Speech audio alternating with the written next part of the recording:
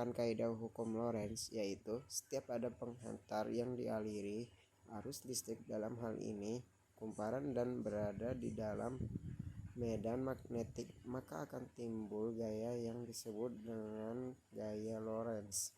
Hendrik Anton Lorentz. Lalu selanjutnya, apa itu motor listrik sederhana? Motor listrik sederhana adalah alat yang mengubah energi listrik menjadi energi mekanik atau gerakan. Rangkaian motor listrik sederhana ini terdiri dari sebuah kumparan yang dipasang pada medan yang memancar dari magnet silinder di bawah kumparan. Ada dua jenis motor listrik, yaitu motor listrik arus bolak-balik atau AC dan motor listrik arus searah atau DC.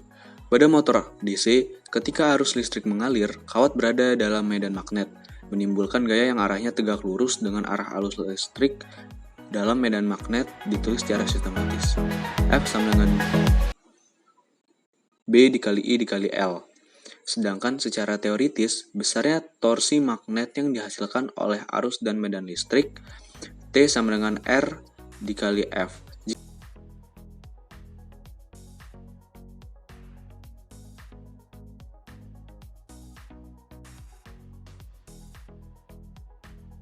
Kerja motor listrik sederhana. Ketika kabel solenoida tembaga dihubungkan ke sumber tegangan, solenoida menciptakan arus listrik pada baterai yang menciptakan medan magnet. Kawat pembawa arus ditekuk menjadi satu lingkaran, yaitu loop. Kedua sisi loop pada sudut kanan ke medan menerima gaya dalam arah yang berlawanan, yang memungkinkan pasangan gaya menciptakan torsi.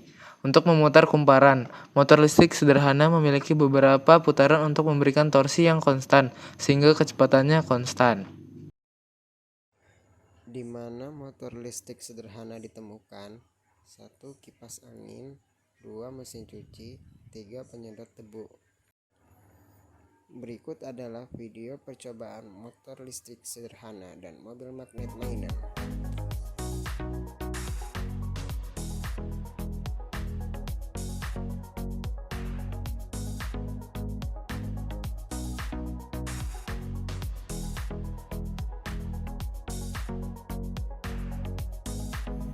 Kelebihan dan kekurangan.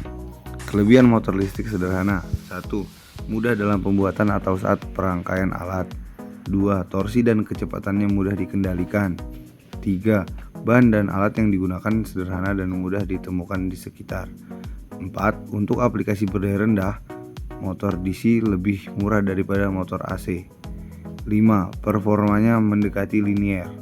Kekurangan motor listrik sederhana. Yang pertama, membutuhkan perawatan yang lebih. 2. Kumparan kawat dapat lepas jika penyangga pada alat tidak kuat menopang. 3. Tidak cocok jika diinginkan untuk penggunaan kecepatan tinggi. 4. Tidak cocok pada penggunaan aplikasi. Saran pengembangan.